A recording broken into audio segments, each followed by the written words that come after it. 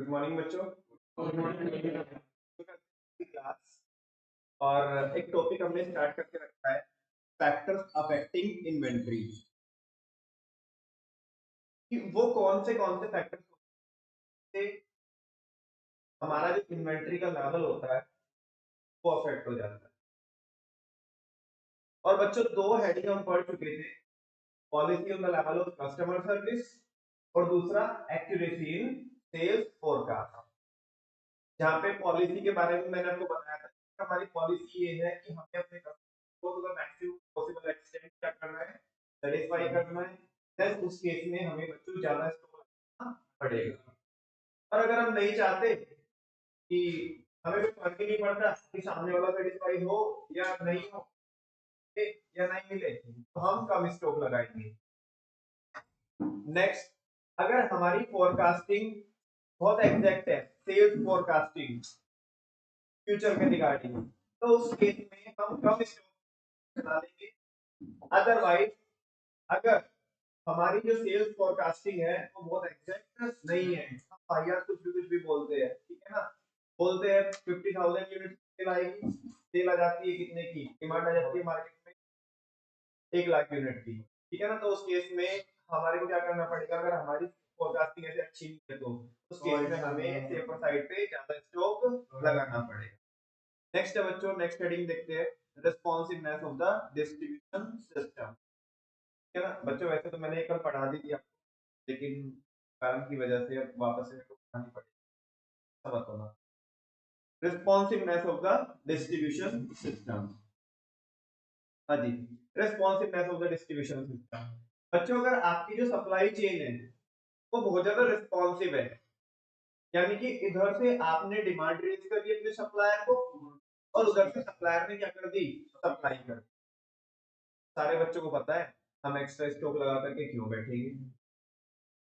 जब हमारे एक आवाज पे हमारे को रॉ मटेरियल अवेलेबल हो जा रहा है और हम उसे फर्दर प्रोसेस करके बहुत जल्दी से, हम भी बहुत जल्दी से क्या कर देंगे, मार्केट की डिमांड को पूरा कर देंगे, मार्केट में से रिलीज कर देंगे स्टॉक को। तो हमारा जो डिस्ट्रीब्यूशन सिस्टम है, जो सप्लाई चेन है, वो बहुत रिस्पॉन्सिव है, बहुत रोबस्ट है। हमें ज्यादा स्टॉक लगाने की जरूरत नहीं है। हम एक आवाज लगाएंगे तो रॉ मटेरियल अवेलेबल हो जाएगा बहुत जल्दी से। हम एक आवाज लगाएंगे, हमारी जितनी भी लेबर है वो सब किस में आ जाएगी, एक्शन में आ जाएगी, ठीक है ना। और प्रोडक्शन बहुत जल्दी कर देंगे, ठीक है ना, और डिस्ट्रीब्यूशन बहुत जल्दी कर देंगे। तो ये पूरा जो प्रोडक्शन लाइन है हमारी, डिस्ट्रीब्यूशन बहुत ज्यादा क्या है, हमारा स्ट्रॉन्ग है, रोबस्ट है। उस केस में हम कम स्टॉक से भी क्या कर लेंगे, काम चला। लेकिन अगर हमारी जो डिस्ट्रीब्यूशन सिस्टम है, जो सप्लाई चेन है, वो बहुत ज्यादा रिस्पॉन्सिव नहीं है, बहुत डिले होता है, ठीक है ना। मतलब डिस्ट्रीब्यूशन सिस्टम में डिले कब होगा बच्चों, भाई कॉन्सेप्ट पढ़ा के आया हूँ कि ऊपर आपको ऑर्डर प्रोसेसिंग क्या पढ़ा के आया, ऑर्डर प्रोसेसिंग में बहुत टाइम लगता है। जब ऑर्डर प्रोसेसिंग में बहुत टाइम लगता है तो डिस्ट्रीब्यूशन तो आगे मैं तभी कर पाऊंगा, यस और नो। तो इस केस में आपको, क्योंकि आपका जो रिस्पॉन्स है डिस्ट्रीब्यूशन बहुत ज्यादा रोबस्ट नहीं करना पड़ेगा, सेफर साइड पे ज्यादा स्टॉक लगाना पड़ेगा। मैं कल भी एग्जांपल दे रहा था आपको, आज फिर से देता हूँ एग्जांपल। बच्चों कोई प्रोडक्ट ऐसा है जो हमारे आजू बाजू से हमें अवेलेबल हो जाता है, कस्टमर आता है हमारे पास और हम बोलते हैं भैया अभी रुको, गोडाउन में से ला रहे हैं, कोई गोडाउन नहीं है हमारा, हमारे अगल बगल में ही कौन है, होलसेलर है, अवेलेबिलिटी हो जाती है।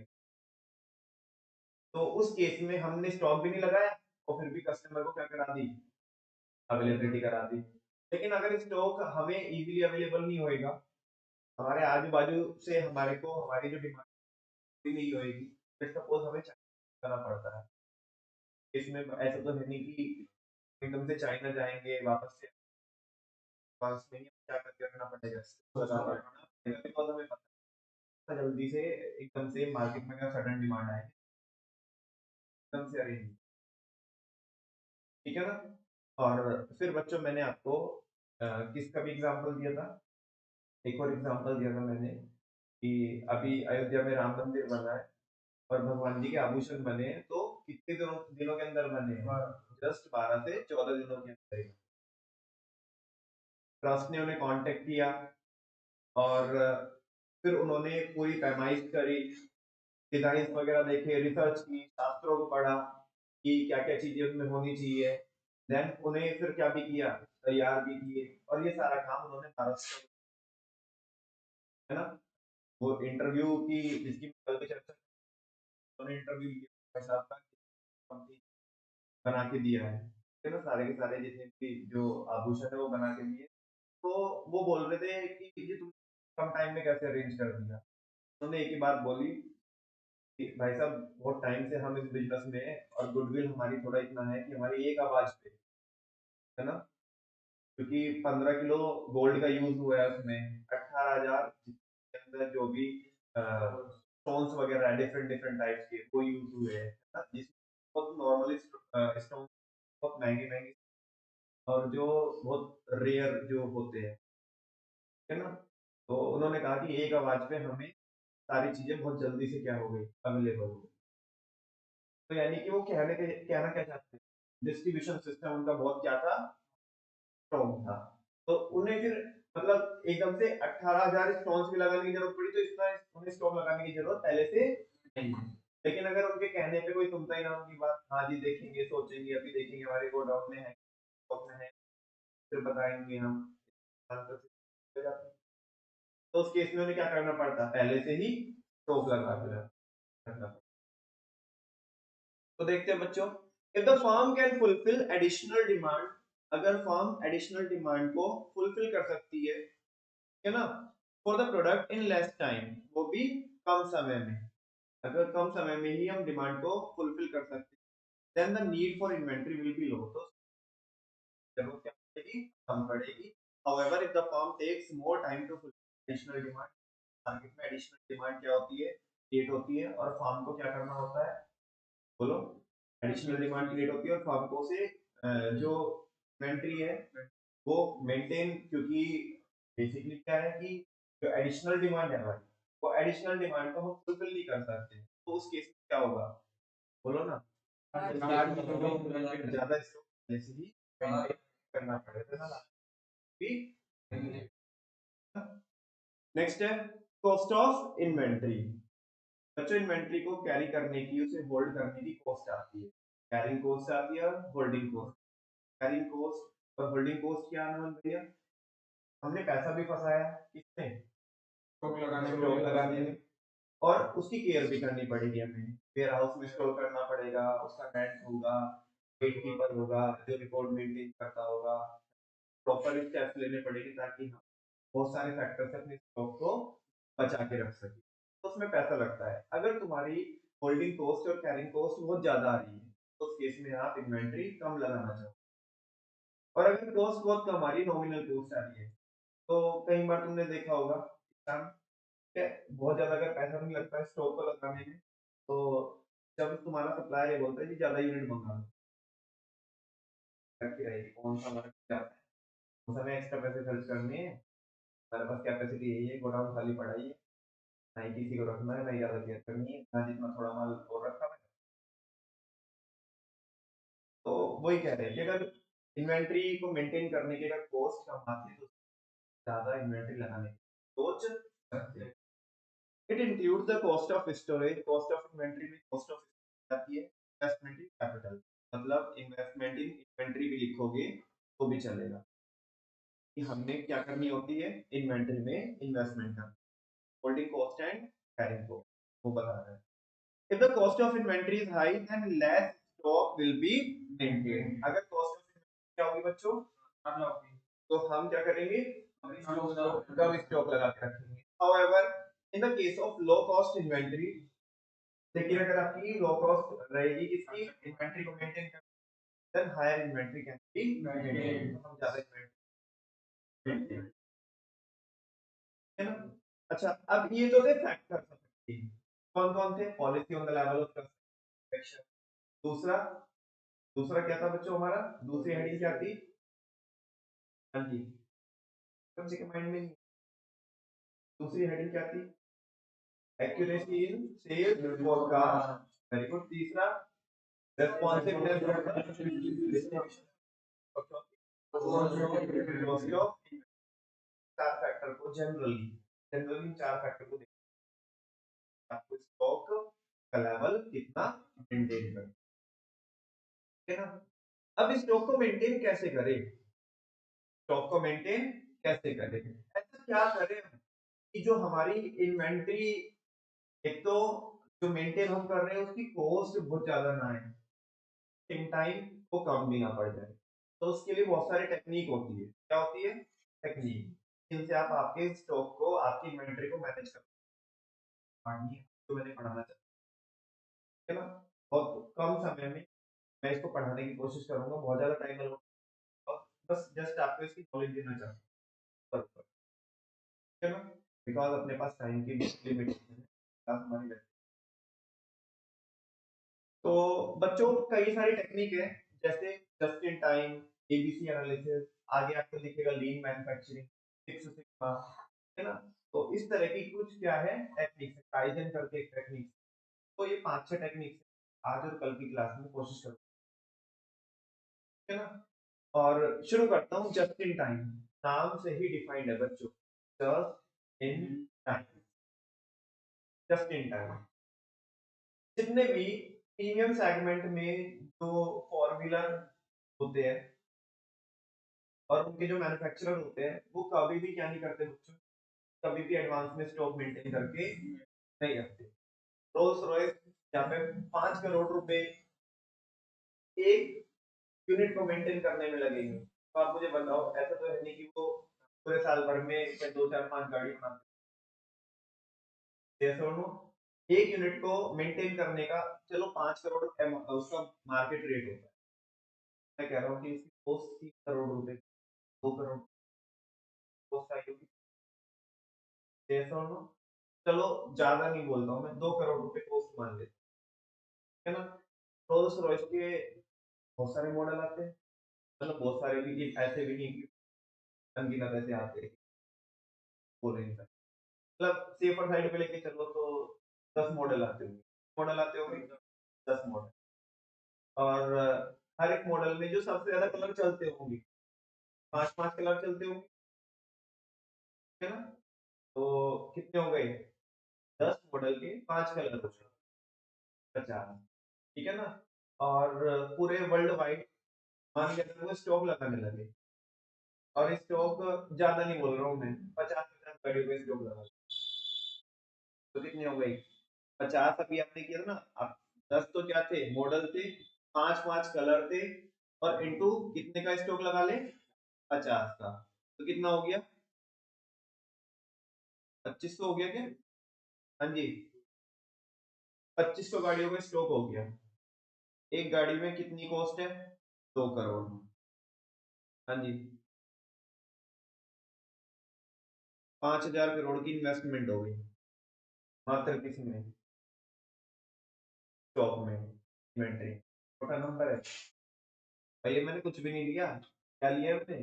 5 कलर लिए, 10 मॉडल लिए, 50 गाड़ियों का स्टॉक लिया, तो पैसे कितने लग गए? 5000 करोड़ रुपए।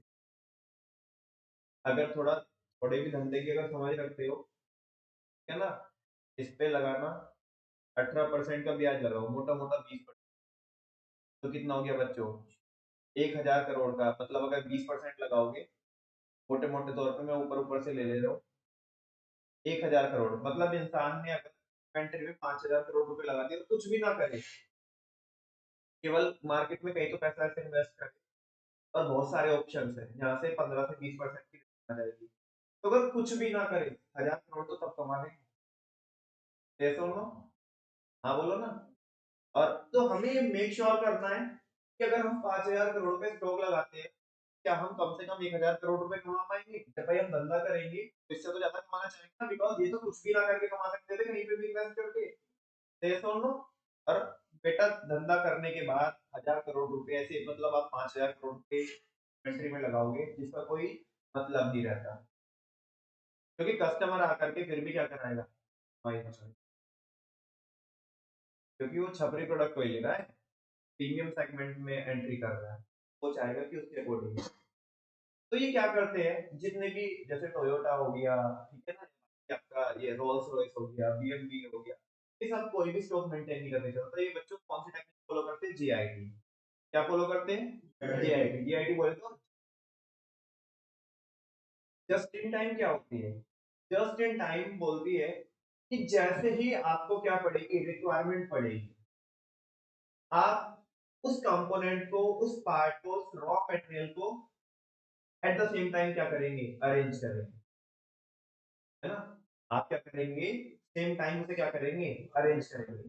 यानी कि जीआईटी को इम्प्लीमेंट करने के लिए आपका जो डिस्ट्रीब्यूशन सिस्टम बहुत रोबस्ट होना चाहिए कि नहीं होना चाहिए?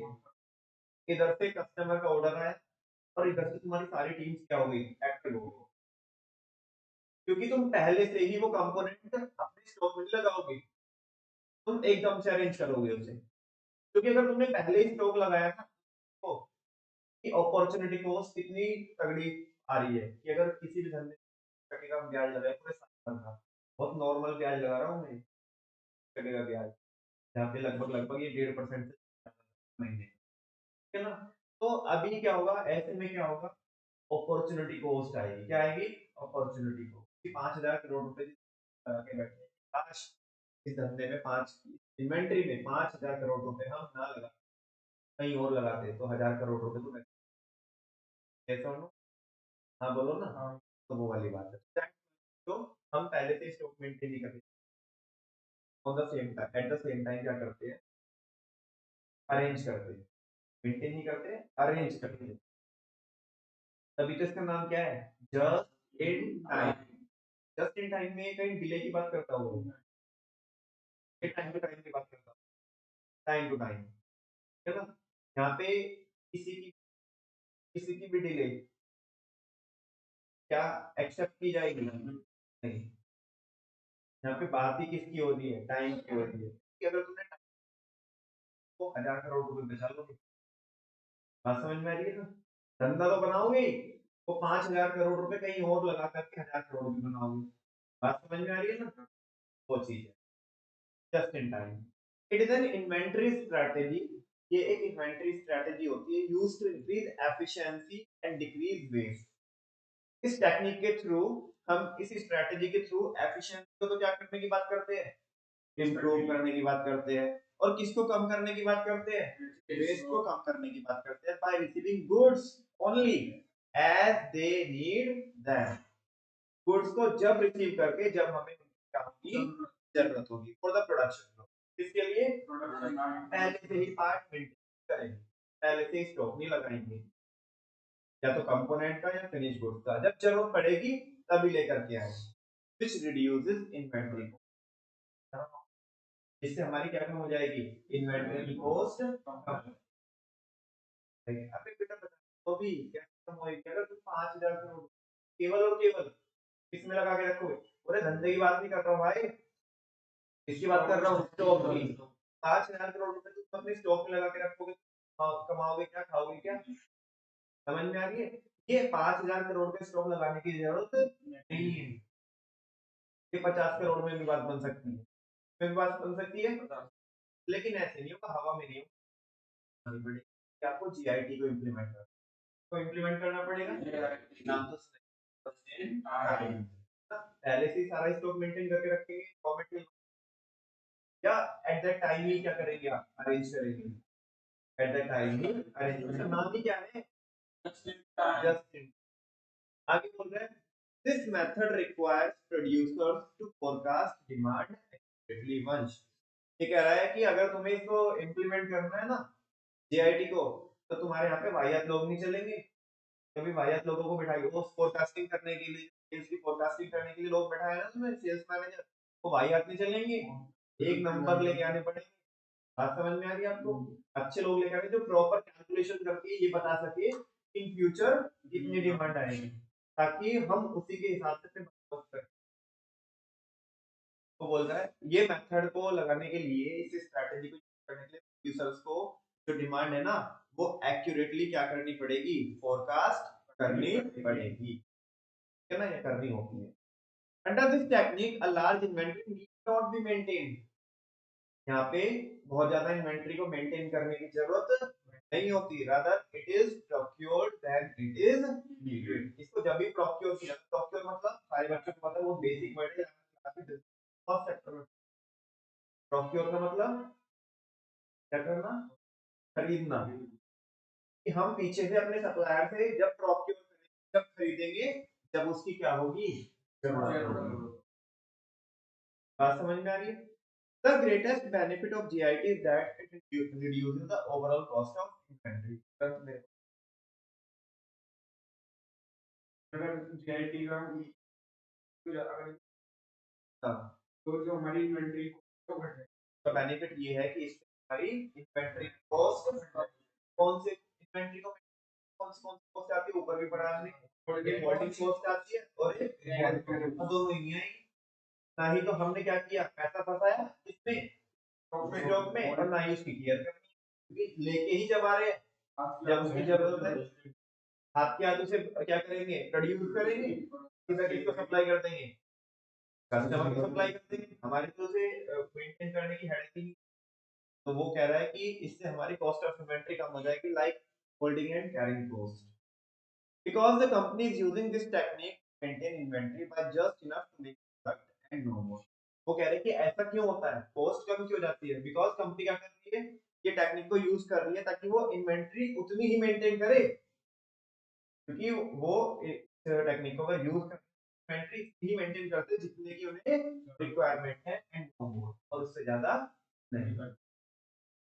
For example, companies using this technique are Toyota, BMW, Rolls-Royce. ये कंपनी इस टेक्निक को क्या करती है बच्चों, यूज कर। बात समझ में आती है? कोई डाउट तो नहीं? ये देखना चाहेंगे इसकी? चलो देखता हूँ कि मेरे पास कुछ कंटेंट अवेलेबल है। हाँ जी, एक बार नहीं चलते।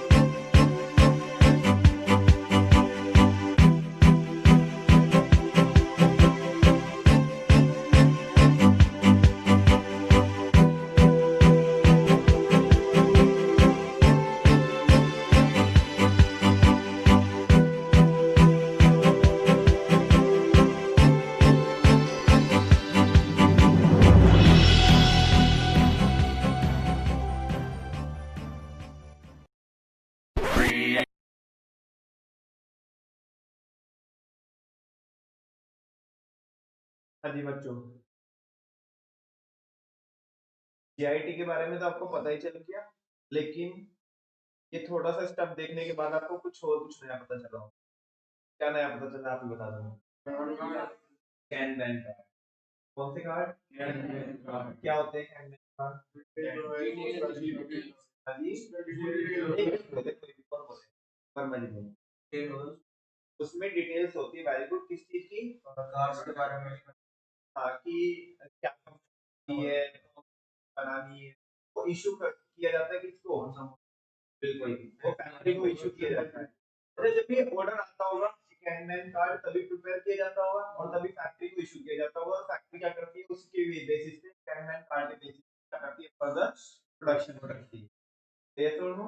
अच्छा और आप चलो बाकी फायदे तो आपको पता ही चल गया कि स्टोरेज की जरूरत नहीं पड़ेगी अपने को, कॉस्ट कम हो जाएगी, होल्डिंग कॉस्ट। डिसएडवांटेज बताना जस्ट इन टाइम के। एक तो वेरी गुड, एक तो हमें सप्लाई बहुत ज्यादा क्या रहना पड़ेगा, डिपेंड रहना। सप्लायर ने अगर हाथ खड़े कर दिए ना वो बच्चा कह रहा है ऑयल ड्रॉप हो जाएगा, ठीक है ना।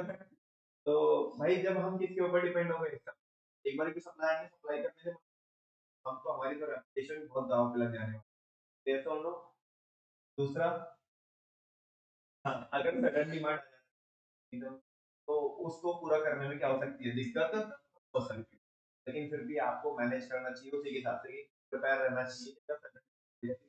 क्योंकि अगर आप ये जस्ट इन टाइम को यूज कर रहे हो ना, समझो कि आप तलवार की नोक पे काम कर रहे हो, बहुत ज्यादा आसान नहीं है तो प्रैक्टिस करना, बहुत ज्यादा रिस्की भी है और बहुत ज्यादा लगेगा कि 1000 करोड़ रुपए बचाने हैं तुम्हें, बात समझ में आ रही है। और इस 1000 करोड़ रुपए के बचाने के लिए समझ में आ रहा है आपको टैलेंटेड जो बंदे हैं ऐसे फोरकास्टिंग करके वो हायर करने पड़े, देनी पड़ेगी 1000 करोड़ रुपए बचाने को। मेरे एग्जाम्पल मैंने तो एक छोटा सा एग्जाम्पल लिया, रियल लाइफ में आओगे तो आपको कंपनी को कई कई कई कई 100 करोड़ का, कई 1000 करोड़ का क्या रहता है फायदा है अगर वो इसको क्या करते हैं,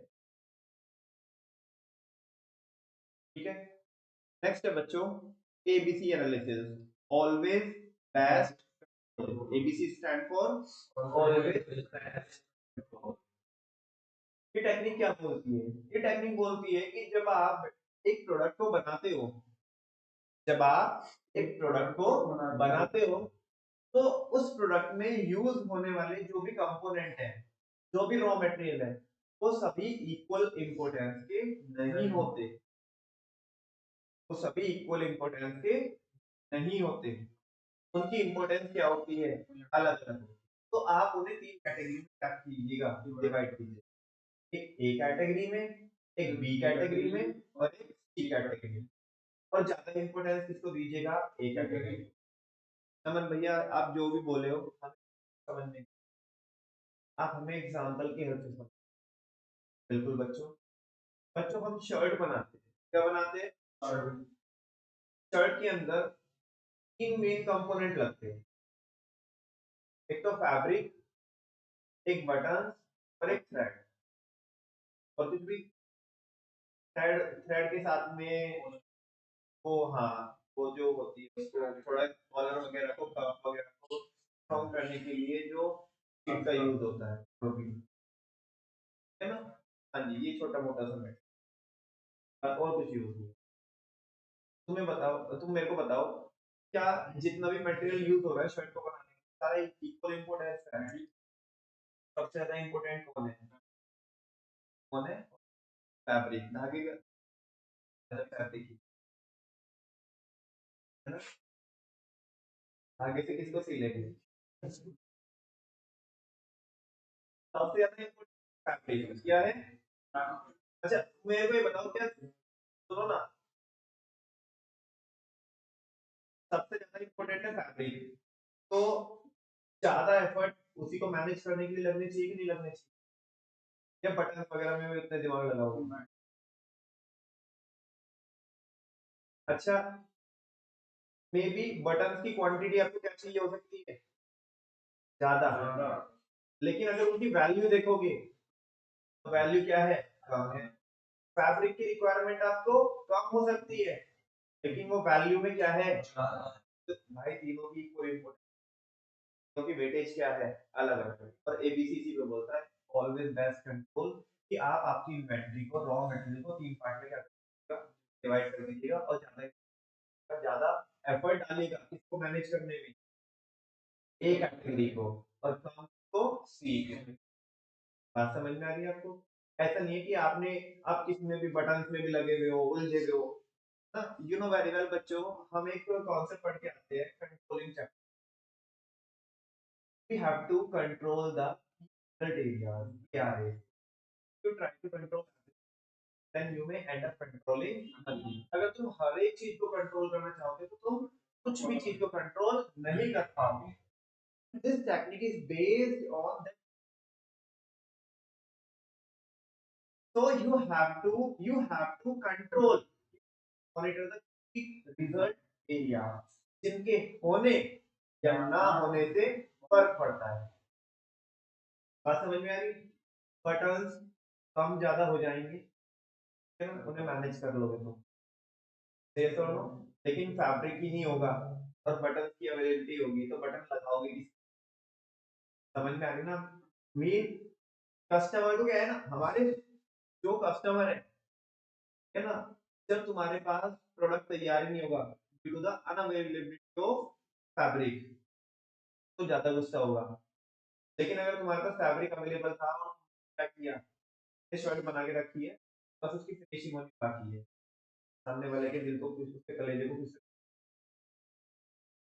पर मनी। तुम्हारे पास ऑर्डर दिया तुम्हारे को कि ये हमारे क्या बनने, ज्वेलरी बननी, और तुम्हारे पास बेस में जो गोल्ड चाहिए होता है तुम्हें वो ही नहीं है तुम्हारे पास। कस्टमर आए और मेरी भाई साहब अभी तो डिजाइन तैयार नहीं हुआ। एक तो सिचुएशन ये है। दूसरा ये है कि तुम्हारे पास जो बेस में गोल्ड लगता है तो उसका जो प्रॉपर डिजाइन है वो प्रिपेयर कर लिया, बाकी उसमें स्टोन्स वगैरह लगने रह गए, उसकी फिनिशिंग नहीं रह गई। कस्टमर आया, भाई साहब लाओ जी हमें डिलीवरी दे दो। उनको जी बस अभी या तो हमारे को कुछ या तो कुछ काम हो आपको वो करके आ जाओ, वरना थोड़ी देर बैठ जाओ, ये रहा आपका प्रोडक्ट, ये आपका डिजाइन, बस थोड़ी फिनिशिंग रह गई। बैठ जाएंगे नहीं बैठ जाएगा, लेकिन अगर तुम दिमाग लगाओगे सारी चीजों को कंट्रोल और तो फिर आप जो की रिजल्ट एरिया है तो भूल जाओगे, आप फिर चीजों में लगे रहोगे। जैसे सुनो, तो हमेशा क्या करो, आपकी प्रायोरिटी सेट करो, क्या करो। और ये जस्ट मतलब भले ही मैं किसके लिए पढ़ा रहा हूँ, इन्वेंट्री के लिए पढ़ा रहा हूँ, ये मैसेज हमारी लाइफ की चीजों को तीन कैटेगरी में क्या करो, डिवाइड करो बेस्ड अपॉन योर प्रायोरिटी। क्या चीज तुम्हारे लिए फर्स्ट नंबर पे आती है और क्या चीज तुम्हारे लिए साइन नंबर पे आती है, क्या चीज थर्ड नंबर पे आती है। जैसे सुनो, एक कैटेगरी की क्या चीजें हैं, बी में क्या है ना बच्चों? चलो पढ़ना चालू करेंगे। इन मटेरियल मैनेजमेंट, जब हम इन्वेंटरी मैनेजमेंट करते हैं, मटेरियल मैनेजमेंट करते हैं, जब हम कॉस्टिंग पढ़ते हैं, तो ABC analysis is an inventory categorisation. तो वहां पर बताया जाता है कि ये जो एबीसी है ये एक इन्वेंटरी कैटेगराइजेशन टाइप।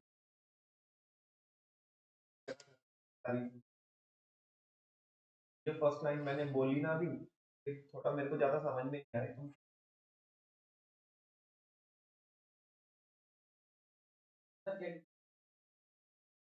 ये एक ऐसी टेक्निक है जो इन्वेंटरी को कैटेगरी में डिवाइड कर देती है। The ABC analysis suggests entries of an organization। क्या चीज है?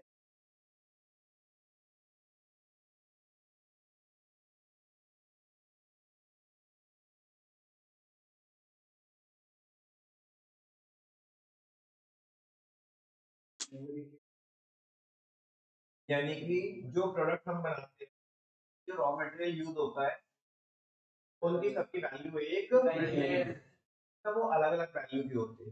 इम्पोर्टेंस, उनकी इज्जत अलग अलग है, हमारी वैल्यू होनी भी चाहिए। Thus the inventory is grouped into three categories। तो इसलिए आप इन्वेंटरी को कितने पार्ट में ग्रुप कर सकते हैं? तीन पार्ट में, ए बी सी। एक तो ए कैटेगरी, एक बी कैटेगरी और एक in order of their estimated importance. किसके अकॉर्डिंग? उनकी इंपोर्टेंस के अकॉर्डिंग। क्या चीज? A items being the most valuable item, तो ए कैटेगरी होगी वो सबसे ज्यादा वैल्यूएबल होगी, तो greater attention and accurate reports are required to manage them. तो उनके लिए हमें क्या करना है बच्चों, ज्यादा उनके ऊपर हमें ध्यान देना है और उनके रिकॉर्ड्स भी हमें क्या करने हैं, अच्छे से मेंटेन करने हैं। ऐसे नहीं कि फैब्रिक पड़ा है हमारे यहाँ पे कितना 1 लाख मीटर का हमारे है, वो पड़ा है बेसिकली रॉ मटेरियल फैब्रिक पड़ा है, और तुम्हारी बुक्स दिखा रहे हैं कि नहीं 50,000 उसका मीटर ये है, जहाँ 1.25 लाख है, ऐसे नहीं चलेगा। उसमें उसके एक्यूरेट क्या करो, रिकॉर्ड मेंटेन करो, बिकॉज फैब्रिक भाई सबसे ज्यादा इंपॉर्टेंस है जो मेरे एग्जांपल में चलता है। बटन तुम्हारे यहाँ पे मान लिया 10 लाख यूनिट पड़े हैं, बटन की कितनी पड़ी है 10 लाख, तुम्हारी बुक्स दिखा रही है 2 लाख बटन पड़े हैं, तो उस पे तो ध्यान मत दो। बात समझ में आ रही है ना, पे इतना ध्यान मत दो, बिकॉज एक बटन 1 रुपए का है, कितने का है 1 रुपए का है, 1 लाख बटन की भी तुम्हारी अकाउंटिंग ऊपर नीचे होगी, तो सारा ही फर्क पड़ रहा है 1 लाख रुपए का। और जहाँ पे फैब्रिक है, वो फैब्रिक है कितने रुपए मीटर, फैब्रिक है 800 रुपए मीटर, कितने रुपए मीटर है, तुमने उसकी 10,000 यूनिट भी क्या कर दी, 10,000 यूनिट की भी अकाउंटिंग गलत कर दी, कम ज्यादा कर दी। तो एक तो वैल्यू में देखो 10,000 की भी अगर करते हो तो कितने रुपए मीटर है, 800 रुपए मीटर है, तो कितना हो गया बच्चों ये 80 लाख हो गया, कितना हो गया। तो देखो हजार जो आपकी जो 10,000 का फर्क पड़ गया, 80 लाख रुपए का फर्क, वहां पे कितने का फर्क पड़ रहा है 1 लाख का फर्क पड़ रहा है, जबकि वहां पे यूनिट क्या है ज्यादा थी। ये सुनो, अच्छा अगर तुम इतने से यहाँ पे क्या करोगे, अकाउंटिंग कम ज्यादा करोगे, तो रिकॉर्ड प्रॉपर मेंटेन नहीं करोगे, तो आपकी प्रोडक्शन लाइन है जहाँ पे तुम्हारे रिकॉर्ड ये बोल रहे हैं कि हमारे पास तो क्या है, हमारे पास तो 90,000 ही क्या है, 90,000 से 90,000 मीटर है वो अवेलेबल है, जबकि एक्चुअल में था कितना 1 लाख। हमारी बुक्स में क्या बताया 7,000 यूनिट से कम ज्यादा क्या, तो ऐसे में लेट्स सपोज आपको ज्यादा शर्ट प्रोड्यूस करने का ऑर्डर मिला, तो जो बंदे रिस्पॉन्सिबल बंदे होंगे वो तो रिपोर्ट देख करके अब उधर जा करके वेयर हाउस में जा करके नापने तो बैठेंगे नहीं, वो रिकॉर्ड देख के तो बताएंगे। तो अगर हमारे को वो एकदम से इमीडिएट क्या करना है, ऑर्डर डिलीवर करना है, तो अगर देखें भाई साहब हमारे पास रॉ मटेरियल अवेलेबल, तो कर लो। बात समझ में आ रही है ना आपको, तो इनके प्रॉपर रिकॉर्ड भी मेंटेन करने पड़ेगा, इनके रिकॉर्ड तुमने कई बार देखा क्या होता है ना, जब हमारे पास सारा मटेरियल होता है तो सबके रिकॉर्ड एक्यूरेटली मेंटेन कर नहीं पाएंगे। हाँ जी, चल अगर हम आपको बोल दें कि आपकी दुकान में जितना स्टॉक है उसकी 1 मिनट का प्रॉपर हिसाब होना चाहिए, पॉसिबल है, बहुत छोटी आइटम्स चाहिए तो उनका रिकॉर्ड मेंटेन, यस और नो। लेकिन कुछ आइटम्स तो ऐसी होती होगी ना जिनकी यूनिट तुम्हारे पापा क्या करते होंगे, भाई एग्जैक्ट यूनिट बता कितनी है, उसी के हिसाब से तो मंगाएंगे ना। हाँ, मुझे सस्ते होते छपरी,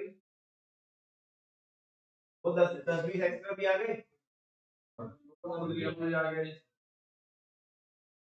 और अगर जो महंगी आइटम्स होती है उनकी 5 यूनिट भी फालतू आ जाए ना, तो सप्लाई वाले उठा के ले जाइए भाई अपनी, हाँ मैंने बेच देगा, ठीक है ना। और ऐसे में अगर वो पैसे को डंडा दे दो फिर और भी ज्यादा, मैंने कहा एक्चुअल में बच्चों जब धंधा करते हैं ना जो लोग, वो समझ सकते हैं, ठीक है ना। तो एक कैटेगरी को आपको बहुत अच्छे से करना पड़ेगा, ठीक है ना, उन पे ज्यादा टेंशन भी पे करना पड़ेगा और उनके रिकॉर्ड भी आपको बराबर से एक्यूरेट मेंटेन करने पड़ेगा। की items with less tightly controlled, जो बी आइटम्स है ना, उन पे आप मतलब कंट्रोल तो रखो, लेकिन ऐसा नहीं कि जैसे वो होता है कि भाई हाथों के पीछे पड़ गई, जैसे ए के पीछे पड़ गए थे, ठीक है ना, ऐसे नहीं कह रहे कि कंट्रोल तो रहेगा इनके ऊपर। हाँ, तो लेकिन इतने ज्यादा कंट्रोल के ऊपर, जैसे हमारे एग्जांपल में बी कैटेगरी में कौन आएगा, धागा आएगा, कौन आएगा, बिकॉज अगर फैब्रिक हुआ हमारे पास और धागा नहीं हुआ, बात समझ में आ रही ना, तो भी फिर कोई फायदा नहीं होगा, जैसे नो फैब्रिक होने का भी कोई फायदा नहीं होगा। तो बी पे कंट्रोल तो रहेंगे, ऐसा नहीं कि बी को इग्नोर मार देंगे चल तू साइड हो, ऐसा नहीं। हाँ, लेकिन ए से कम कंट्रोल रहेंगे, अगर थोड़ा बहुत कम ज्यादा भी हो गया कोई फर्क नहीं। हाँ, उससे महंगा है, किससे, बटन से महंगा है, लेकिन किससे सस्ता है, फैब्रिक से सस्ता है। ठीक है ना। तो कह रहे B items with less tightly controlled and good records are required to manage it। कि भी एक्यूरेट ना रख सको तो लेकिन अच्छे खासे इसकी क्या रखना कोड, ऐसा नहीं कि इसके साथ बिल्कुल वाहियात ना करो। जी है ना बी इन ये ठीक है ना, सी के साथ कुछ भी कर सकते हो। C item being the less valuable one, है ना। क्या तो मतलब आज से मैसेज भी मिलता है एबीसी से कि ए कैटेगरी में आने की कोशिश करो, सी में मत जाओ। लोगों की प्रायोरिटी में ए में हो आप, ना कि सी में। C item being the least valuable one, जो सी आइटम होती है जो सबसे जिनकी कम मतलब घटिया घटिया मतलब चलो कंफ्यूज नहीं करता हूँ कि इनकी इंपॉर्टेंस क्या होती है, सबसे कम होती है, ठीक है ना। तो less attention and minimal record, जो आप इस पे कम भी ध्यान दोगे ना, कम ध्यान दोगे तो भी चलेगा, और इस पे मिनिमल रिकॉर्ड रिकॉर्ड बनाओगे तब ठीक है, नहीं बनाओगे तब ठीक है ना, तो वो भी चलेगा। रिक्वायर्ड टू मैनेज सबसे ज्यादा ध्यान कहाँ पे लगाना होगा आपको, एक कैटेगरी। बात समझ में आती है। चलो देखता हूँ कि कुछ है क्या एबीसी एनालिसिस के लिए।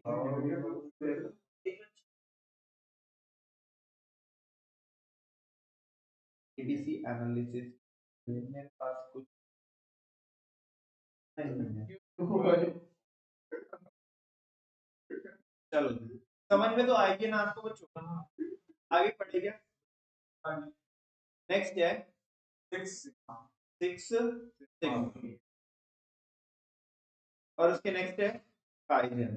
क्या है काइजन, और उसके नेक्स्ट है बच्चों लीन मैन्युफैक्चरिंग। सिक्स सिग्मा आपको बहुत जल्दी से समझ में नहीं आएगी, पहले आपको समझ में आएगी क्या काइजन, क्योंकि काइजन से ही किसका रास्ता मिलेगा आपको, सिक्स सिग्मा, और फिर लीन मैन्युफैक्चरिंग थोड़ा अलग रहती है।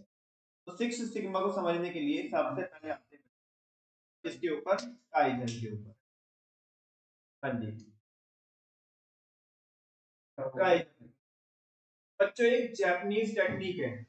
ये कौन सी टेक्निक है, जापानीज टेक्निक है, और दो शब्दों से मिल करके बनी होती है, एक काई और एक जन, ठीक है ना।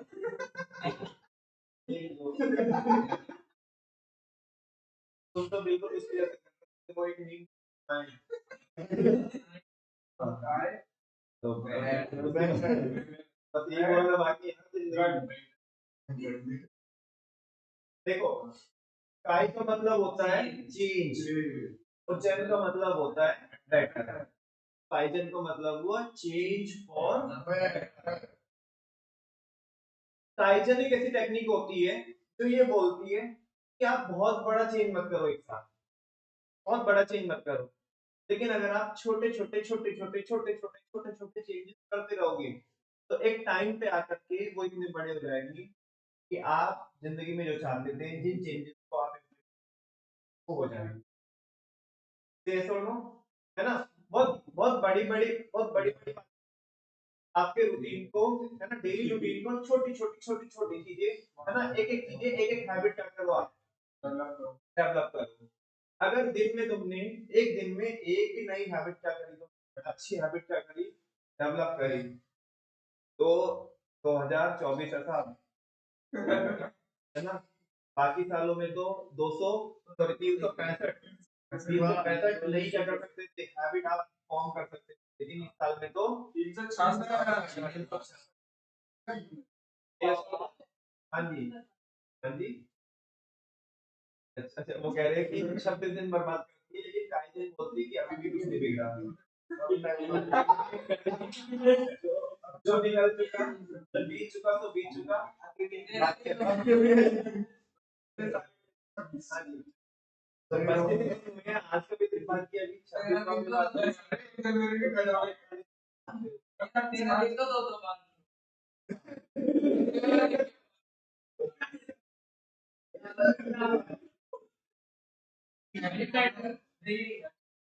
नहीं देखो तो हालांकि हाँ जी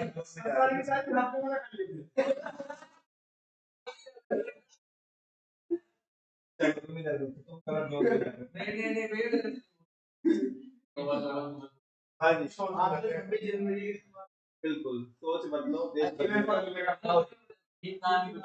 सुनो सुनो बच्चों, हल्का सा एक बार इसका टेक्स्ट पढ़ा देता हूँ और फिर इसके बारे में मैं आपको एक वीडियो शेयर कर रहा हूँ, इससे आपको और भी ज्यादा डीप नॉलेज मिलेगी। ठीक है ना। Kaizen is the Japanese word, एक जापानीज वर्ड होता है used by Japan to rebuild Japan after World War 2। अरे बच्चों को पता है कि जापान में बहुत ज्यादा अर्थक्वेक आते हैं। हाँ। अभी तुम बोलोगे भैया लाइन कुछ और पढ़ी, बता कुछ और रहे, तो अभी का नहीं चलता। ठीक है ना। देखो चलो जो ये लिखा पहले वो भी सुन लो। वर्ल्ड वॉर 2 के बाद जहाँ पे कोई भी कंट्री अपने आप में सोच सकती है तो बर्बाद हो गई, जापान ने अपने आप को बहुत तेजी स्पीड के साथ क्या किया, बाउंस बैक किया, रीबिल्ड किया। और अगर तुम वैसे भी देखोगे नॉर्मल जापान में क्या होते रहते हैं, वहां पे अर्थक्वेक्स आते रहते हैं। हमारे इधर भारत में अभी तो फिर भी बदल रहा है, एक गड्ढा हो जाता है सड़क में तो उसको भरने में पता नहीं कितना टाइम लगता है। ठीक है ना। मैं तो पहले बोल चुका हूँ भाई साहब, चीजें चेंज हो चुकी है। अदरवाइज जहाँ पे जिस कंट्री के अंदर अर्थक्वेक आने के बाद पूरी रोड और पूरे पूरे हाईवे हो जाते हैं, है ना। तो सोचो अगर एक टाइम का अगर वो भारत वाला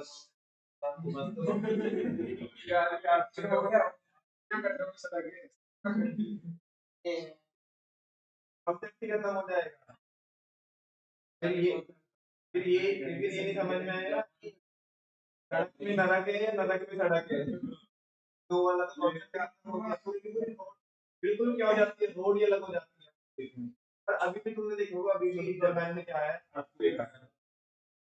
तो बहुत बहुत जबरदस्त तरीके से वो इस चीज पे प्रिपेयर रहते हैं, बहुत जल्दी से क्या करते हैं, कॉन्ट्रैक्ट करते हैं, वो वापस से अपनी ऐसे ऐसा परफॉर्म करते हैं वो जैसे उनके साथ कुछ जैसे भारत में मच्छर काटे तो इंसान मतलब 4 दिन तक तो उसका मातम मनाता है। मच्छर काट के चला गया। ठीक है ना, समझ में आ रही है तो बात। तो वो ऐसा बिहेव करते हैं, उनकी स्ट्रेटेजी ऐसी है, उनका बाउंस बैक की स्ट्रेटेजी इतनी जबरदस्त है, वो ऐसा बिहेव करते हैं सब कुछ हुआ ही नहीं है ना। और ये जो कॉन्सेप्ट है काइजन, ये जो कॉन्सेप्ट है ये उन्हीं का कॉन्सेप्ट है। चलो देखते हैं बच्चों, kaizen is a Japanese word, ये जापानीज वर्ड है जो जापान ने यूज किया था अपने आप को रीबिल्ड करने के लिए, वापस से बाउंस बैक करने के लिए वर्ल्ड वॉर 2 के बाद। Kaizen word is used for continuous improvement, जो काइजन वर्ड है वो यूज किया जाता है कंटीन्यूअस इंप्रूवमेंट के लिए यूज, कंटीन्यूअस क्या करना है, इंप्रूवमेंट, है ना। kai means change and ten means better, so kaizen means change for the better, betterment के लिए चेंज करना। इन बिजनेस, अभी तो वो जनरल इसका मीनिंग बिजनेस में कैसे यूज होती है। In business kaizen refers to the process, एक ऐसी प्रोसेस होती है दैट कंटीन्यूअसली फंक्शन, जो कंटीन्यूअसली क्या करती है, वर्क करती है, एंड इन्वॉल्व्स ऑल एम्प्लॉइज, और ये किसको इन्वॉल्व करती है, सारे एम्प्लॉइज को इन्वॉल्व करती है, from the top level to the assembly line, top level management से लेकर के असेंबली लाइन बोन जो एक्चुअल में प्रोडक्शन पे लगे हैं।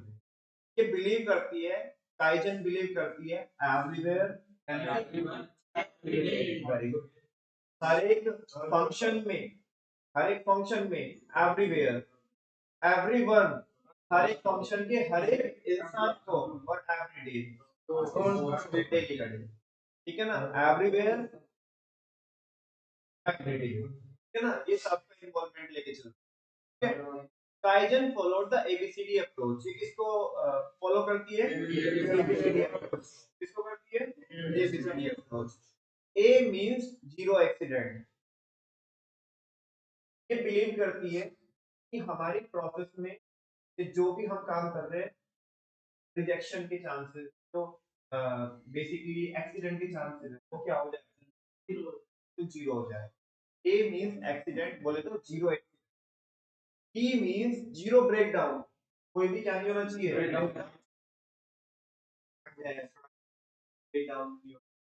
है ना, zero breakdown. C means zero cost of wastage, हमारी वेस्टेज कुछ होनी ही नहीं चाहिए। And D means zero defect, क्या है, defect. The concept of Kaizen believes that small incremental changes, ये concept पे ही मानना होता है कि छोटे छोटे मार्जिनल चेंजेस, ड्रामेटिक चेंजेस की बात नहीं कर रहे, ऐसे छोटे छोटे छोटे छोटे मार्जिनल चेंजेस करोगे ना, छोटे छोटे चेंजेस, इंक्रीमेंटल चेंजेस, ये जो आपने किए हैं आर वेरी हेल्पफुल, वो काफी हेल्पफुल होते हैं for improve productivity and minimising waste, productivity को करने के लिए और वेस्ट को मिनिमाइज करने के लिए। बाय इंप्रूविंग स्टैंडर्डाइज्ड प्रोग्राम्स, किसको इंप्रूव करके बच्चों, स्टैंडर्डाइज को इंप्रूव करके और प्रोसेसेस को इंप्रूव करके, kaizen aims eliminate waste, kaizen का मकसद होता है एलिमिनेट करें वेस्ट को। नेक्स्ट है kaizen can be implemented by using various techniques, kaizen को सुनो बच्चों, काइजन को आप इंप्लीमेंट कर सकते हो इसको यूज करके, बहुत सारे टेक्निक्स को यूज करके, जैसे जीआईटी। बेटा अगर आप जीआईटी को यूज करते हो, जीआईटी क्या बोलते हैं कि आपको कॉस्ट को कम करना है, किसको कम करना है, कॉस्ट। तो देखो ना, ये भी तो किसकी बात कर रही है, काइजन भी तो see means zero cost of wastage, बात समझ में आ रही है। तो आप अगर जीआईटी लगाते हो तो आप किसकी ओर मूव कर रहे हो, काइजन की ओर मूव कर रहे हो। अगर आप एबीसी एनालिसिस लगाते हो, ABC analysis always best control, तो आप किसकी ओर मूव कर रहे हो, काइजन की ओर मूव कर रहे हो। आप अगर क्या करते हो, सिक्स सिग्मा को लगाते हो तो आप किसकी ओर मूव कर रहे हो, काइजन की ओर मूव कर रहे हो। आप अगर लीन मैन्युफैक्चरिंग मतलब जितनी भी बाकी जो चार लगाते हो तो कि आप ऑटोमेटिक किसको लगा रहे हो, काइजन को लगा रहे हो। तो बड़ा यस और नो, ठीक है ना। बस आपको याद क्या रखना है, एग्जाम में बिल्कुल भी नहीं पूछी जाएगी, ठीक है ना। तो फिर नॉन में क्यों पढ़ा रहे हो, कभी कभी नॉलेज तो एक रीजन है, लेकिन ट्वेल्थ के बाद भी काम में आएगी, लेकिन इसका एक रीजन हो रहा है इसको पढ़ाने का। एक बार आपके टीचर ने वो ऐसे सर बहुत भारी दिखाने के लिए क्लास में कुछ टेक्निक बच्चों को, मतलब क्लास में जो आपके एग्जाम होते हैं लेवल पे कंडक्ट कराता है, तो उन्होंने अपने क्वेश्चन उसमें डाला था, एक क्वेश्चन जहाँ पे ये इन टेक्निक के बारे में पूछा था। तो उस टाइम मैंने क्या की थी, उसमें इनकॉर्पोरेट बिकॉज ये 12th लेवल का मैटर नहीं है। जो बच्चे स्ट्रेटेजिक मैनेजमेंट पढ़ते हैं, सब्जेक्ट होता है जैसे बिजनेस स्टडीज से एडवांस लेवल आप बोल सकते हैं, वहाँ पे ये पढ़ाया जाता है। सी इंटरमीडिएट में सब्जेक्ट होता है, ऐसे ही जितने भी प्रोफेशनल लगभग लगभग अलग अलग नाम से वहाँ पे, है ना। चलो एक बार इसको और समझते हैं थोड़ा और बेहतर एक वीडियो से, और उसके बाद आज की क्लास को ऑफ करेंगे और कल मैं आपको लीन मैन्युफैक्चरिंग और क्या पढ़ाऊंगा, सिक्स सिग्मा पढ़ाऊंगा, ठीक है ना। चलो ठीक है।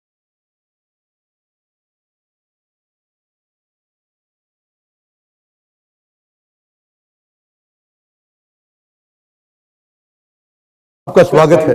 मैं विवेक बिंद्रा, मोटिवेशनल स्पीकर और बिजनेस कोच। आज की बात जापान पे करूंगा। जापान आज दुनिया की तीसरी सबसे पावरफुल इकोनॉमी बन गया है। मैं इसके थोड़े हिस्ट्री से आपको आराम आराम से आज लेके जाऊंगा। 400-500 साल की अगर इसकी पीछे की बात करें तो सामुराइज को छोड़ के आगे निकले तो 200 साल पीछे के बड़े इंपॉर्टेंट थे, जो शोगुन एरा था लगभग 1650 से 1850 तक। ये 200 साल जापान पूरी तरह आइसोलेटेड था। यहां पे अलग अलग फ्यूडल लॉर्ड हुआ करते थे। फ्यूडल लॉर्ड क्या होते हैं, वो जागीरदार और जमींदार नहीं होते। ऐसा छोटा छोटा पूरा जापान डिवाइडेड था। तो जापान में कोई एक लीगल सिस्टम नहीं था, कोई एक फॉरेन पॉलिसी नहीं थी, कोई क्रॉस बॉर्डर ट्रेड करने के अरेंजमेंट्स नहीं थे, अंदर इनकी डेमोक्रेसी नहीं थी, कोई एक बड़ा प्रधानमंत्री नहीं था, एक कॉमन लीडर नहीं था, जिसके कारण जापान बटा हुआ था, आपस में अंदर और पूरी दुनिया से भी अलग थलग पड़ गया। शोगुन एरा को खत्म किया गया, आपस की जनता ने वहां उखाड़ के फेंका। तब उसके बाद आया इनका मेजी एरा। ये 40 बड़े पीसफुल साल रहे इनके। मेजी एरा में आते ही सबसे पहला काम इन्होंने क्या किया, वहां के फ्यूडल लॉर्ड्स को खत्म किया। जो इनके जागीरदार जमींदार थे, जिन्होंने पूरे देश को डिवाइड किया हुआ था टुकड़ों टुकड़ों के अंदर, उनको खत्म करके एक कॉमन एस्टैब्लिशमेंट लाके जापान में बिल्ड करी। क्या किया, पहले तो इलेक्टेड पार्लियामेंट लेकर के आए, डेमोक्रेसी खड़ी करी, एक ऐसी गवर्नमेंट तैयार करी जिसने कॉमन टैक्स सिस्टम बना लिए। क्योंकि पहले जागीरदार जमींदार पूरे जापान में अपने अपने हिसाब से टैक्स लेते थे, कोई अनाज ले लेता था, कोई चावल ले लेता था। इन्होंने उसको एक्चुअल कॉमन सिस्टम बिल्ड किया। उसके बाद इन्होंने सड़कें बिल्ड करनी शुरू करी, मैन्युफैक्चरिंग सेक्टर्स लाने शुरू किए, एजुकेशन पे बहुत पैसा लगाया, एक कॉमन आर्मी तैयार करी। पहले सबकी अपनी अपनी आर्मी थी, मिलिट्री लीडर्स लीड किया करते थे, अब एक आर्मी कॉमन पूरे देश की हो गई। अपने फॉरेन ट्रेड को मजबूत किया, लीगल सिस्टम्स को इतना स्ट्रांग बनाया कि अब दुनिया भर इनके साथ बिजनेस करने को तैयार हो गई। अब खास तौर से इन्होंने अपने मॉरल एजुकेशन पे बहुत ध्यान दिया, एक एक बच्चे को सिखा दिया कि देश के लिए काम करना है। मॉरल कैरेक्टर और इंटेग्रिटी जापानियों में सबसे ज्यादा है साहब। यहां पे इन्होंने अपने को इतना मजबूत कर लिया कि 1905 आते आते दुनिया की सबसे बड़ी पावर उस समय थी रशिया, इन्होंने रशिया को जाके हरा दिया। अब क्या है, इनके पास ना अपने देश के अंदर नेचुरल रिसोर्सेज नहीं थे। जैसे स्टील चाहिए मैन्युफैक्चरिंग सेटअप के लिए, और कुछ चाहिए, सोना चाहिए, बहुत आइटम, कोल वोल कितना कुछ चाहिए रहता है, खदाने खाने इनके पास है नहीं। तो इन्होंने जाके दूसरे देशों में अटैक करना शुरू कर दिया। इनके कॉलोनियल एम्बिशंस बड़े हो गए। तो जापान अपने छोटे से देश से बाहर निकला अपनी आर्मी लेके, अभी इसको जीत लें उसको जीत लें, वर्ल्ड वॉर 1 में लड़ने लगे। वर्ल्ड वॉर 1 में लड़ते लड़ते थोड़ी काफी तकलीफें इनको आई, खड़े हुए वर्ल्ड वॉर 2 में पर्ल हार्बर पे अटैक किया। वो जो 1941 में उन्होंने जाके अमेरिका पे अटैक कर दिया ना, वो बड़ा गलत हुआ, क्योंकि जिसने ट्रिगर किया बाद में अमेरिकन को हिरोशिमा नागासाकी पे फेंकने के लिए। अमेरिका उस समय अपना आधिपत्य स्थापित करना चाहता था पूरी दुनिया में। अमेरिका उस समय इंटरनेशनली अपने आप को पावरफुल बनाना चाहता था, और तब उसको मौका मिला वहां पे जाकर, उसने देखा कि जापान पे जाकर के फोड़ दो। और वहीं पे उस समय, क्योंकि ये न्यूक्लियर पावर उस समय अकेले ही देशों में था न्यूक्लियर पावर, वहां से एक्चुअली जापान की बहुत बुरी हालत हुई। एक फेंका, उसके बाद दूसरा और फेंका। ये अगस्त में आते आते सेकेंड वीक तक जापान ने पूरी तरह अमेरिका को सरेंडर कर दिया था। उन दिनों बोला कि भैया देखो, अनकंडीशनल सरेंडर है, तुम जो चाहो हमसे करा लो। क्योंकि अमेरिका ने इतना बुरा हाल किया, तो अमेरिका वापस आया इनके पास, आके एक ट्रीटी साइन कर लिया। देखो हम तुम्हें माफ कर देंगे, लेकिन तुम क्या करो, इस समय अपनी आर्मी बिल्ड नहीं करोगे। एक ऐसा ट्रीटी आर्टिकल 9 इनके साथ साइन कराया कि तुम अब आर्मी तैयार नहीं, आर्मी पे इन्वेस्ट नहीं करोगे, हम तुमको सुरक्षा देंगे। जब कहीं इंटरनेशनल झगड़ा होगा हम तुम पे पैसा लगाएंगे, हम तुम्हारे साथ में तुम्हें आर्मी एम्यूनेशन सारा सपोर्ट क्रिएट करके देंगे। जापान ने बोला ठीक है जी, नहीं करते। तब तक इनकी आर्मी लीडरशिप, इनकी मिलिट्री लीडरशिप बहुत स्ट्रांग थी, क्योंकि इनके वो जो कॉलोनियल एम्बिशन थे ना, मैं हर देश को जीतता जाऊं। जापान में डीमिलिटराइजेशन पूरी तरह एस्टैब्लिश हो गया, अब मिलिट्री पे पैसा लगाना नहीं। तो जो सबसे बुद्धिमान लोग थे उनको जापानी सरकार ने बोला कि तुम जो है बिजनेस पे फोकस करो। उधर उस समय एडवर्सिटी को अपॉर्चुनिटी बनाया। जो लोग स्ट्रांगली मेंटल हो रहे थे वो मेंटली स्ट्रांग हो गए, जिनका होपलेस एंड था एंडलेस होप बिल्ड कर दिया। हिरोशिमा नागासाकी में नुकसान इतना हुआ कि आज तक लोग अंधे, लंगड़े, गूंगे पैदा होते रहे हैं वहां पे। क्षमा चाहता हूं, कठोर शब्द है मैं जानता हूं, लेकिन इतनी तकलीफें रही, उसके कारण ये लोग रुके नहीं वहां पे। अपने देशवासियों को बताते थे कि तुम सब एशियन से ज्यादा पावरफुल हो, तुम सब गोरों को भी हरा सकते हो, उखाड़ सकते हो। लोगों को वापस खड़ा किया। अच्छा, उस समय पे इसूजू, निसान और टोयोटा, ये सारी वो जापानीज गाड़ियां बनाने वाली कंपनी थी जो मिलिट्री को अपने प्रोडक्ट्स दिया करती थी, सप्लाई किया करती थी। सोनी उस समय तक वो दूरबीन बनाती थी, उसने कैमरा बनाने शुरू कर दिए। ये जो मिलिट्री को ट्रक और बड़ी गाड़ियां दिया करते थे, उन्होंने कमर्शियल गाड़ियां और पैसेंजर गाड़ियां बनानी शुरू कर दी। और वही बुद्धिमान लोग जो आर्मी में थे और जो कर्मठ और मेहनती डिसिप्लिन लोग थे, वो सब के सब अब बिजनेस में आ गए। वो सब, दुनिया की सबसे प्रोडक्टिव लेबर आई क्यों? क्योंकि वो आर्मी से आई थी। दुनिया के सबसे ज्यादा एफिशिएंट लेबर कैसे मिली जापान को? क्योंकि वो जापान की आर्मी से निकल के आई थी। और ये लोगों ने अब उस पूरे के पूरे फोकस को बिजनेस के अंदर डाल दिया। आप और मैं आसानी से इस वीडियो को देख रहे हैं, पर यह आसान नहीं है। 20 साल के अंदर टोक्यो ओलंपिक्स, आज भारत को स्वतंत्र हुए लगभग 72 साल हो गए, आज तक ओलंपिक्स का सपना नहीं हुआ। एक एशियन गेम्स, उसके बाद कॉमनवेल्थ गेम्स, CWG के घोटाले सब जानते हैं।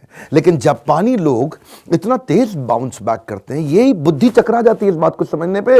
इनके देश में ना रिस्क एवर्स हैं ये लोग। रिस्क एवर्स का मतलब क्या हुआ? किसी भी आदमी से मिलो, कहता गलती नहीं करनी, रिस्क नहीं लेंगे किसी भी चीज में। क्यों नहीं करनी है गलती? क्योंकि बार बार तूफान आता है, कभी इनके यहां पे सुनामी आ जाएगा, कभी अर्थक्वेक आ जाएंगे। ऐसे ऐसे अर्थक्वेक ये झेलते हैं कि इनका जो छोटा मोटा अर्थक्वेक इंडिया में आ गया तो यहां तो कहीं बिल्डिंग खत्म हो जाएंगी। ये आपदा विपदा से निपटने के लिए अपने आप को बड़ा मजबूत बनाया है। गलती नहीं करनी, गलती नहीं करनी, गलती, क्वालिटी मूवमेंट चालू कर दिए। दुनिया में मैन्युफैक्चरिंग के अंदर क्वालिटी सर्कल सारे जापान ने दिए। गलती नहीं करनी, गलती नहीं, परफेक्शन की आदत है। 9.9 आउट ऑफ 10 का मतलब है इनके लिए 0 आउट ऑफ 10। मेरी बात समझ रहे हैं? पार्ट पर मिलियन, एक मिलियन प्रोडक्ट बनाएंगे अपनी असेंबली लाइन में, मैन्युफैक्चरिंग में गलती नहीं करनी, गलती नहीं करनी। क्वालिटी सर्कल इनके दिमाग में घुस गया, अब कोई गलती नहीं करनी। वो गलती ना करने के चक्कर में ये परफेक्शन के नजदीक आ गए। क्वालिटी, ड्यूरेबिलिटी, रिलायबिलिटी, पूरी दुनिया में जापान का नाम हो गया। दुनिया में सबसे पहले काइजन जापान तो लेकर के आया। 6 sigma, kaizen, 5S, पोकायोके, TQM, total quality management, total productivity management, ये सारे मैन्युफैक्चरिंग के टूल टोयोटा से चालू हुए। बच्चों, ये जितने भी टेक्निक्स है ना जो आप सुन रहे हो, जैसे वो के बारे में तो हम सुनेंगे, मतलब सुन चुके हैं, एक के बारे में, काइजन के बारे में, के बारे में पढ़ेंगे हम, 5S, OKUK, TQM, productivity management, सारी टेक्निक मैनेजमेंट करके सब।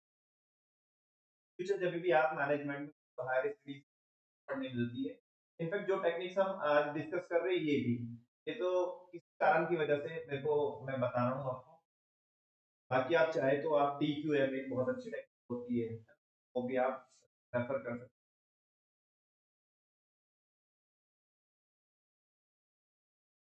गलती नहीं करनी, ये परफेक्शन की इनको आदत पड़ गई है। कल का रिकॉर्ड आज तोड़ दूंगा, मेरा वीडियो देखा था आपने, आज तक इतना अच्छा किया उससे अब अच्छा करके दिखाएंगे। कल का रिकॉर्ड, मैं इतनी दूर आया हूं यहां रहने के लिए नहीं और आगे जाने के लिए। अमेरिकन प्रोडक्ट से प्रेम करते लेकिन यूज जापानीज प्रोडक्ट करते थे। चाइनीज प्रोडक्ट दुनिया में बेचते हैं लेकिन यूज जापानीज प्रोडक्ट करते हैं। जर्मन अपने प्रोडक्ट पर नाज करते हैं लेकिन यूज जापानीज प्रोडक्ट करते हैं, क्योंकि जापानीज प्रोडक्ट में गलती ना होने के कारण ये जो पार्ट्स पर मिलियन तक पहुंचना, ये इनकी कमिटमेंट दिमाग में घुस गया है। परफेक्शन आपके मन में जरूर आता होगा कि ये बाउंस बैक इतनी तेज किया कैसे।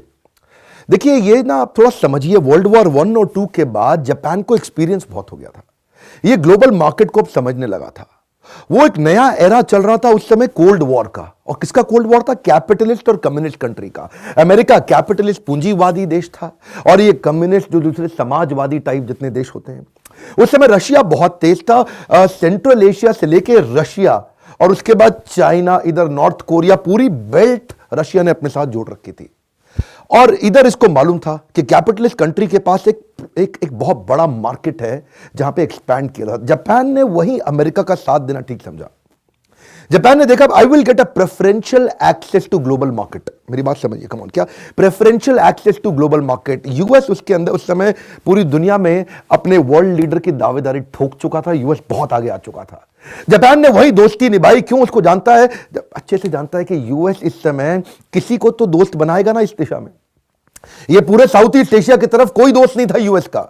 और यूएस को मालूम था अगर मेरे को अपनी आर्मी बेस टिकानी है यहां पे तो उस पूरे इलाके में केवल जापान है, क्योंकि नॉर्थ कोरिया भी अलग हो गया है और साउथ कोरिया और जापान को अगर मैं अपने साथ ले लूं तो जापान ने उस मौके का फायदा उठाया और यूएस से सारी ग्लोबल मार्केट को कवर करने के लिए, क्योंकि ये छोटा सा देश है ना, अपने देश में कितना माल बेचेंगे, इनको एक्सपोर्ट के लिए ग्लोबल मार्केट चाहिए थी। ग्लोबल मार्केट सबसे पहले कौन एक्सेस दिलाएगा? अमेरिका। तभी इन्होंने अपने देशवासियों को समझाया सेविंग करो, सेविंग का कल्चर बिल्ड करो।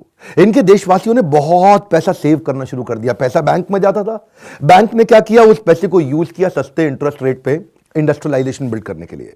कई कॉर्पोरेट हब्स और इंडस्ट्रीज चालू हो गई जिसके कारण सस्ते में लोन मिलना शुरू हुआ। अब सारी इंडस्ट्री फैक्ट्रियां लगने लगी, कॉर्पोरेट हब्स बनने लगे तो नौकरियां मिलने लगी। अब नौकरियां मिलने लगी तो नेचुरली पूरी की पूरी इकोनॉमी ग्रो करने लगी। तो ये बेसिक टिपिंग पॉइंट इंप्रूव करते थे। यही कारण था कि 64 में यह पहली नॉन व्हाइट कंट्री थी, केवल गोरे लोग तब तक ओलंपिक्स लीड किया करते थे। पहली नॉन व्हाइट कंट्री बहुत तेज कैसे आगे आई? 9 दिन पहले ही बुलेट ट्रेन बना दी। उस समय बता रहे हैं 1964 में अपने इंडिया में। आज बुलेट ट्रेन बनाओ तो लोग कहेंगे पैसे बेकार कर रहा है, ये गरीब को खाना खिला देता। यहां तो बुलेट ट्रेन कोई बना नहीं देता। उस समय 1964 में इन्होंने बुलेट ट्रेन बना दी थी। अपने कमर्शियल पैसेंजर जेट बना दिए थे जिसमें खिलाड़ियों को प्राइवेट पैसेंजर जेट के अंदर उनकी आवाजाही कराते थे। इन लोगों ने ना शुरू से ही तेज आगे बढ़ने के लिए morality, character, ethics, values, integrity, इस पे बहुत काम कराया। इतने पंक्चुअल होते हैं ना जापानीज लोग, उनके लिए 1 सेकंड लेट होना जीने मरने जैसी बात हो जाती है। ऑन एन एवरेज एक ट्रेन जापान के अंदर, सुनिएगा आपसे बता रहा हूं, 6.5 सेकंड साल में लेट होती है मैक्सिमम। अगर कोई ट्रेन 10-12 सेकंड लेट हो जाए तो वो ट्रेन डिले का सर्टिफिकेट लाके आपको पकड़ा देगा।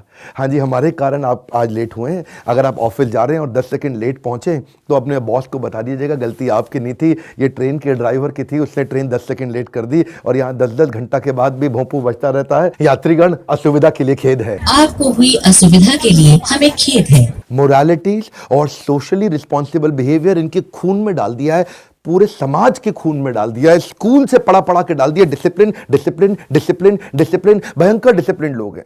2011 में जो सुनामी आई थी ना, वहां पे अर्थक्वेक सुनामी, उस समय इतने बड़े डिजास्टर, इतने भयंकर डिजास्टर के अंदर भी वहां पे कोई लूटपाट की वारदात नहीं हुई। किसी ने कोशिश नहीं करी किसी का पैसा खाना, कुछ लूट लें। वहां भी लोग पूरे डिसिप्लिन में रहते थे। उनके लिए कंट्री फर्स्ट, नेशन फर्स्ट, बड़े नेशनलिस्ट टाइप लोग हैं। खाना जब बट रहा होता है ना, लोग लाइन तोड़ के आगे जाने की कोशिश करते हैं। इनको 2 घंटा लगे, 4 घंटा लगे, 6 घंटा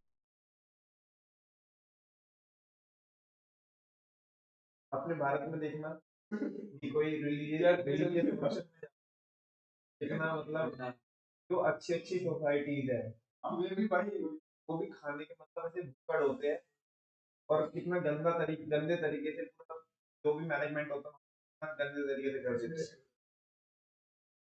है ना।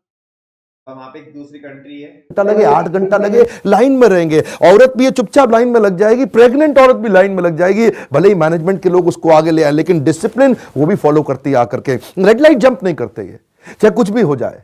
अगर रेड लाइट रात को 2 बजे भी है, वो एक फेमस किस्सा, इंडियन और जापानीज लोग दोनों गाड़ी में जा रहे थे, रात के 2 बज रहे, सुनसान है, रेड लाइट पे कोई भी नहीं है वहां आसपास। उसने इंडियन ने बोला, अरे चलना, कोई फर्क नहीं पड़ता, कौन देख रहा है, अब तो कोई है ही नहीं, जरूरत ही नहीं है, तो चलना चाहिए। वो बोला, नहीं यार, दूर की बिल्डिंग से अगर कोई बच्चे ने भी मुझको देख लिया तो उसके मन में ये आ जाएगा, रेड लाइट जंप करना गलत बात नहीं है, why should I set a wrong example for him. ये लोग के लिए एक एक सेकंड बड़ा महत्वपूर्ण है। मैं एक बार आपको अपना पर्सनल किस्सा सुनाता हूं। मैंने कहीं जापानीज कंपनीज के लिए काम किया है। मैं एक बार एक जापानी से मिलने के लिए जब गया, उसने 9 बजे का टाइम दिया, मैं 9:01 पे पहुंचा। 1 मिनट लेट था मैं, लेकिन मुझको मालूम था यार टाइम से पहुंचना जरूरी है। वो आदमी मुझे बोला, डॉक्टर बिंद्रा आप लेट हो गए, कोई बात नहीं, लेकिन अगर अगली बार आप लेट हो तो आप ना मुझे बताएं कि आप लेट हो गए, कोई और मुझको फ़ोन करके बताए डॉक्टर बिंद्रा इस दुनिया में नहीं रहे। मैं कहा क्या? मैं कहा इसका मतलब इंडिया में समझते हो, इसका मतलब है कि आपकी डेथ हो गई है। बोला इसका जापान में भी यही मतलब है कि आपकी डेथ हो गई है। उस दिन से जिस दिन आप लेट हुए, आपके नाम के आगे परमानेंट लग जाएगा लेट श्री विवेक बिंद्रा, और तब वो लेट परमानेंट आपसे जिंदगी भर के लिए जुड़ जाएगा, लेट श्री विवेक बिंद्रा। बोल इनके लिए ना एक एक मिनट, मैं उस दिन इतना घबरा गया उसकी बात सुन के, एक एक मिनट को लेकर इतने फिनिकी है टाइम को लेकर के। यही कारण है कि लोग उन पे विश्वास कर पाते हैं। जानते हैं लोग विश्वास क्यों नहीं करते? क्योंकि लोग विश्वास तोड़ते हैं। जापानी आदमी एक बार मुंह से वचन दे दे, इसका मतलब उसके लिए जीने मरने की बात हो गई। फास्टेस्ट वे, गोल्डन स्टेटमेंट दे रहा हूं, fastest way to restore your broken trust is to honour your commitment. अगर किसी ने आपका विश्वास टूट गया ना, अगली बार अपने वचन को पूरा करना शुरू कर दो। जब आप बार बार वचन पूरा करेंगे, लोग आप पे विश्वास करना शुरू कर देंगे। इसीलिए जापान में बनी टोयोटा इनोवा पे हर आदमी विश्वास करता है। क्यों? रिलायबिलिटी है। इन्होंने क्या किया, इन्होंने इतने डिफेक्ट्स कम कर दिए, असेंबली लाइन पे इतने डिफेक्ट्स कम कर दिए, ये ढूंढते हैं इस डिफेक्ट का कारण क्या है। ये डिफेक्ट नहीं खत्म करते, डिफेक्ट का कारण खत्म करते हैं। और अगर डिफेक्ट का कारण समझ में नहीं आ रहा, तो डिफेक्ट के कारण के पीछे का जो कारण है उसको समझने की कोशिश करते हैं कि इस कारण को किस कारण ने कारण बनाया। ये डिफेक्ट आया, इस डिफेक्ट के पीछे ये कारण, और इस कारण को कारण बनाने वाला ये कारण। जब इस कारण को ठीक करेंगे तो ये कारण अपने आप आएगा ही नहीं। सर्व कारण कारणम, ये डिफेक्ट की तह तक पहुंच के उसे खत्म करते हैं। उसको बोलते हैं टीपीएम, उसको बोलते हैं टीक्यूएम, उसको बोलते हैं क्वालिटी सर्कल। मैं काफी देर से बता रहा हूं, इन्होंने ना इसीलिए पीडीसीए चालू किया, प्लान डू चेक एक्ट। क्या करते हैं? पहले प्लान करते हैं भाई कहां से डिफेक्ट आ रहा है, उसके बाद उसको छोटे छोटे do, plan do check act, PDCA, उसको इंप्लीमेंट करेंगे, फिर वापस चेक करेंगे, फिर उस पर एक्ट करेंगे। साइकिल बना दिया इन्होंने क्वालिटी इंप्रूव करने के। जब मैं पहले कॉर्पोरेट के साथ काम किया करता था, इतनी जापानीज कंपनी के साथ मैंने काम किया, मैंने देखा जापानी लोग जो है ना, उनके अंदर बड़ी डीप इंटेंस लिसनिंग एबिलिटी होती है। जब इनके यहाँ ग्रुप मीटिंग्स होती हैं, टीम मीटिंग्स होती हैं, रिव्यू मीटिंग्स होती हैं, इंडिया में तो जब मीटिंग होती है हर आदमी चिल्ला रहा है, हर आदमी इकट्ठे बात कर रहा है, 2 आदमी 3 आदमी एक साथ बोल रहे होते हैं। इंडिया में जब औरतों की किटी पार्टी होती है ना, वो भी आपने देखी होंगी। मैं एक रेस्टोरेंट में था एक दिन, उस किटी पार्टी में 15 औरतें बैठी थी, 15 की 15 बोल रही थी। मैं सोच रहा था सुन कौन रहा है, लेकिन जापानी आदमी को आप देखेंगे ना मीटिंग में, यहां पे जब एक आदमी बोल रहा है बाकी सब ध्यान से सुनते हैं, नोट्स बनाते हैं उनकी बात को। उनको पता है अगर टाइम वेस्ट हो रहा है फिर भी सुनेंगे, क्योंकि ये उनके कल्चर में है।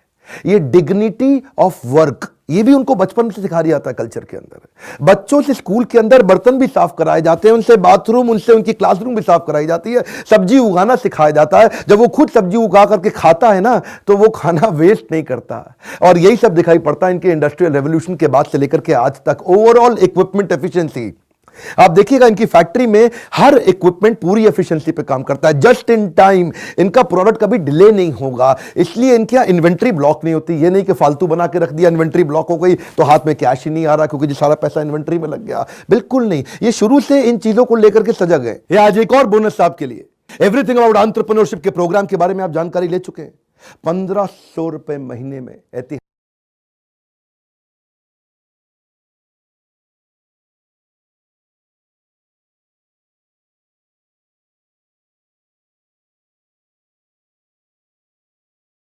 हाँ जी, आपको थोड़ा बहुत कुछ आइडिया मिला इसके प्राइस के बारे में? देखो काइजन का बहुत ज्यादा था, लेकिन सारा जिक्र था तो था ही इसके लिए, है ना?